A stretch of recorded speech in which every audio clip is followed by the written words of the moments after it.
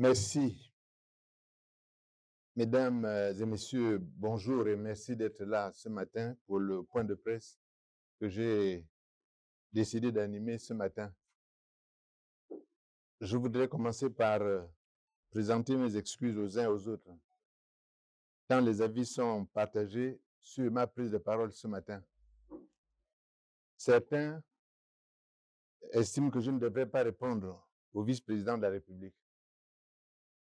D'autres, au contraire, soutiennent que je dois une explication tant les accusations du vice-président sont graves et doivent être dissipées. J'aurais bien voulu répondre par le silence, mais il me semble que la situation exige une réponse explicite. Mon propos portera donc en premier lieu sur les déclarations et le déroulement du scrutin. Ensuite, il se terminera par quelques considérations générales. Au sujet des déclarations du vice-président Séraphin Mounouga, les déclarations du vice-président de la République sur les élections qui viennent de se tenir et les leçons de civisme qu'il me donne m'ont d'abord amené à relire attentivement le texte que j'ai publié. Je savais que j'avais fait des constats à caractère général sur 4 volets, à savoir les protestations de la plupart des partis relatives à la composition des bureaux de vote. Ensuite, l'absence de représentation en qualité de scrutateur de tous les partis politiques. En point 3, la transhumance outrancière des électeurs. Enfin, en 4, l'absence de sincérité des listes électorales encore surchargées de personnes décédées. J'aurais dû ajouter l'usage excessif des procurations. J'ai cherché, dans ces 4 points que j'ai évoqués, les incitations à la haine et à la violence qu'il a relevées, et ne les trouvant pas, j'en ai déduit que nous ne parlions pas du même texte. Je n'ai en effet formulé aucune attaque personnelle dans ce texte, ni fait mention d'aucun fait qui ne soit avéré. Je me suis abstenu de citer quelque lieu que ce soit, ou bien tout cas particulier. Pourtant, je pouvais citer un cas pour lequel, dans la soirée électorale, j'avais attiré l'attention du ministre de l'Intérieur sur une situation critique dans un village. J'observe d'ailleurs que depuis lors, nombre de formations politiques font les mêmes observations que moi, y compris l'autorité de contrôle des élections et du référendum. Je crois que le vice-président de la République a fait sa publication lundi. Nous sommes vendredi. Il a eu le temps de se rendre compte de son erreur et éventuellement de s'amender. Parce que ça arrive à nous tous de se tromper. On dit que l'erreur est humaine, mais persévérer dans l'erreur est diabolique. Sur ces 4 points, ce sont ces 4 points si semblables aux causes qui avaient entraîné l'irruption des militaires dans le processus électoral en 2023, et ces points étaient généraux et impersonnels. Donc, sur le premier point, l'Alliance patriotique, un parti tribal. L'Alliance patriotique a présenté des candidats aux élections législatives et locales dans 6 provinces, à savoir dans l'Estuaire, dans l'Ogooué, dans la Nyanga, dans l'Ogooué-Vindo, dans l'Ogooué-Lolo, dans l'Ogooué-Maritime et dans le Wellington. Soit un total de 20 candidats aux législatives et 16 aux locales. Ce nombre aurait pu être plus élevé, mais certains de nos candidats ont été étrangement recalés. Je ne reviendrai pas sur ça. Je dois préciser que je me suis rendu le 18 septembre à Last-sur-Ville. Je suis allé ensuite le 20 septembre à Port-Gentil, le 22 à Bitam, le 23 à Mindik et à Medoune, et le 26 à Mivou, après avoir participé à un meeting de clôture à Oyem. J'imagine que lorsque je me rends à Last-sur-Ville, à Port-Gentil, j'aurais pu aller également à Makoukou, mais la route ne me permettait pas de faire la distance dans un temps aussi court, comme j'aurais pu aller à Tchibanga. Je laisse donc chacun juge des conclusions à tirer de ces explications. On peut dire au choix que le vice-président s'est trompé dans la prise d'information sur la participation de l'Alliance patriotique à ce scrutin, peut s'être trompé, ou bien qu'il a délibérément voulu confiner l'Alliance patriotique à une dimension tribale.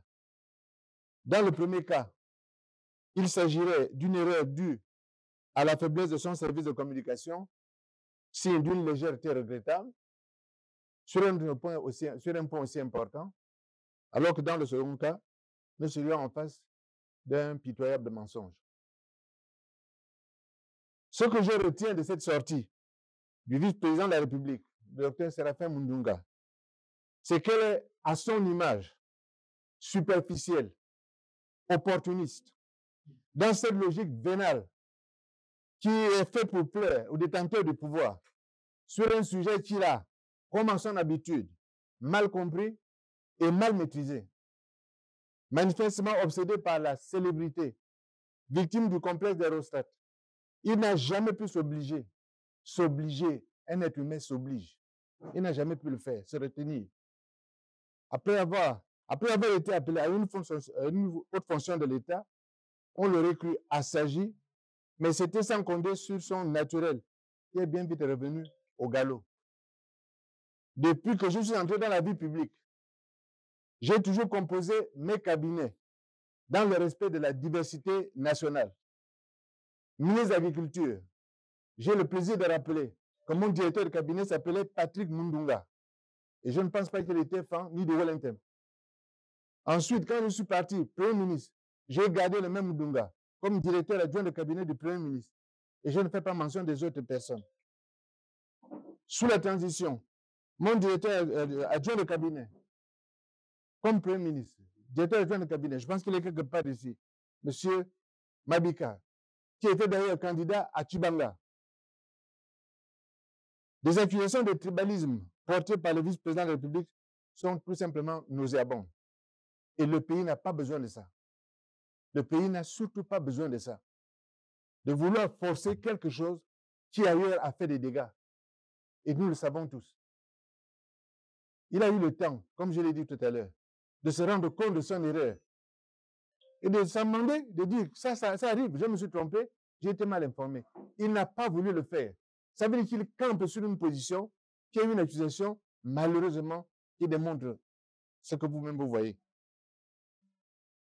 En ce qui concerne l'appréciation du déroulement du scrutin, d'une façon générale, la préparation de ce scrutin et son déroulement ont été déplorables. Le président de la République lui-même, en premier lieu, dans un communiqué sur les antennes, lu sur les antennes de la télévision, est clairement inquiété de cette impréparation et invité fermement les services compétents à corriger le tir. Manifestement, tel n'a pas été le cas. Ces instructions sont restées lettres mortes de la composition des bureaux de vote, au choix des scrutateurs, à la conduite de la journée électorale. Tout a porté atteinte à l'équité, à la transparence, à la crédibilité du processus électoral. Toutes choses que le communiqué du président voulait proscrire. En guise de programme, vous le savez, on a distribué ici et là des t-shirts qui étaient le résidu de la campagne du président de la République, comme si c'était le président qui était en campagne. Alors même que le président avait invité les uns et les autres à présenter des programmes de travail, ce que les uns et les autres envisageaient de faire. Ce qu'on a fait, c'est de présenter ces t-shirts en disant où vous nous votez, ou bien vous êtes contre le président. Une drôle d'alternative. Partout sur l'ensemble du territoire, on a enregistré des protestations et même des débuts de scènes de violence dans la journée et le soir du 27 septembre. Ma publication, intervenue le lendemain, est présentée par le vice-président comme une incitation à la haine et à la violence, comme si les électeurs et les électrices, à son avis, 2%, et Dieu seul sait comment il a établi ce pourcentage, comme si ces électeurs et ces électrices m'avaient attendu pour constater l'immensité des désordres électoraux et renverser ou casser des urnes. Soit dit en passant, même en Moabi, il semble qu'il y ait eu quelques problèmes. Le texte que j'ai publié est républicain. C'est celui d'une personne de première ligne en juillet-août 2023. C'est pour ça que j'ai mis toutes les décorations qu'on m'a données à ce sujet. C'est pour ça que je les ai mises. J'étais en première ligne en juillet-août 2023 et j'étais décidé à obtenir le changement, que je n'ai pas hésité à me retirer sans la moindre contrepartie pour mes dépenses au titre de la campagne et de la pré-campagne, alors même que celui qui se montre de col désormais se prélassait je ne sais où dans le monde, et d'ailleurs avec quel argent. Oui, vous m'avez vu sur le terrain, vous m'avez vu pousser des coups de gueule, affronter la rue, affronter les distances, parcourir le pays tout entier pour mener campagne. Et ce n'était pas facile, alors que M. Ali Bongo lui-même commandait le pays. Mais lui, pendant ce temps, où était-il? Il se la coulait douce. Moi aussi, vous pensez que je ne pouvais pas aller ailleurs, me payer un billet et aller me cacher quelque part avec ma famille? Et pourtant, je suis resté à mes risques et périls.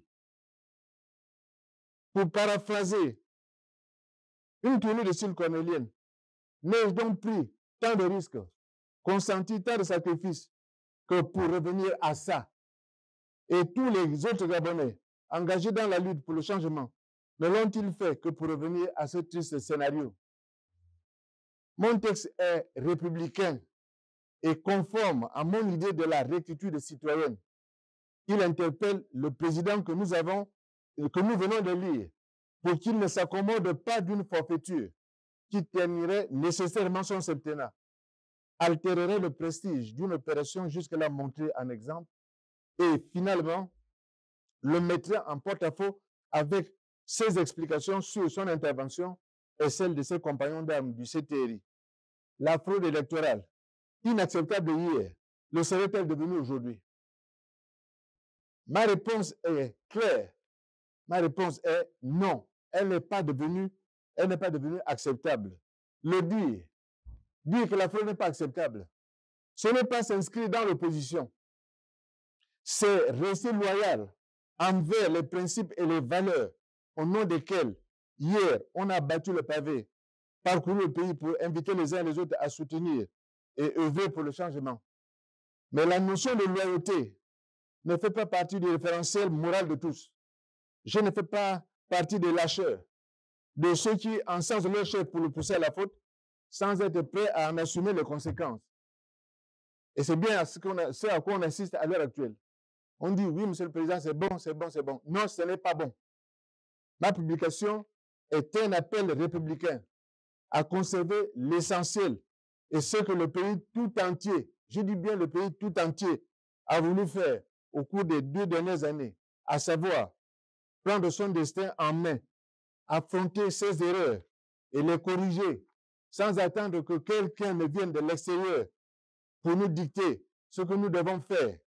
Il s'agit bien de défendre un bien collectif, le vivre ensemble et la paix qui suppose respect mutuel et honnêteté. Je ferai maintenant quelques considérations générales sur cette élection. On ne peut pas se satisfaire d'une solution partielle, d'une reconnaissance des conséquences de fraude qui disqualifie les victimes et confirme les fraudeurs dans leurs acquis. Continuer ce processus électoral, c'est donner une prime à la fraude. En 2023, on n'a pas annulé une partie du scrutin. On a annulé son entièreté pour le reprendre plus tard en avril 2025. Et nous avons eu une bonne élection présidentielle sans palabre en avril 2025. le processus électoral a connu une sortie de route. C'est un constat regrettable. C'est pourquoi, de mon point de vue, le président de la République sortira grandi de cette situation, non seulement en annulant ces élections, mais surtout en diligentant des enquêtes pour identifier et punir ceux qui finalement se sont constitués en association de malfaiteurs pour de nouveau tirer le pays vers les abîmes. J'ai soutenu le président pendant la transition et il a toujours mon soutien. Je tiens à le dire clairement. Mais je suis aussi partisan de ce que les principes et les valeurs restent notre guide. Mon soutien n'a pas pour corollaire la cécité. Il impose au contraire une obligation de vérité et de sincérité. Il faut donc revenir au texte du communiqué du président de la République avant le scrutin et à l'affirmation claire des principes et des valeurs qu'on y trouve, à savoir la volonté d'équité du processus électoral, la transparence, la rigueur et le respect des règles démocratiques, l'impartialité et la crédibilité de notre démocratie, le déroulement du scrutin dans des conditions de régularité et d'intégrité. J'appelle donc sans équivoque à la reprise de l'intégralité du scrutin après avoir corrigé l'ensemble des manquements observés et puni conformément à la loi les responsables de ces dérapages. Ce n'est pas une injonction, ce n'est pas une injonction que je donne au président de la République, mais c'est un avis objectif. J'ai toujours agi avec objectivité et pas une fois, pendant les 20 mois de transition, je ne lui ai donné un conseil qui me profitait et qui posait des problèmes à la collectivité. Je me suis toujours inscrit dans une logique qui respecte l'intérêt général.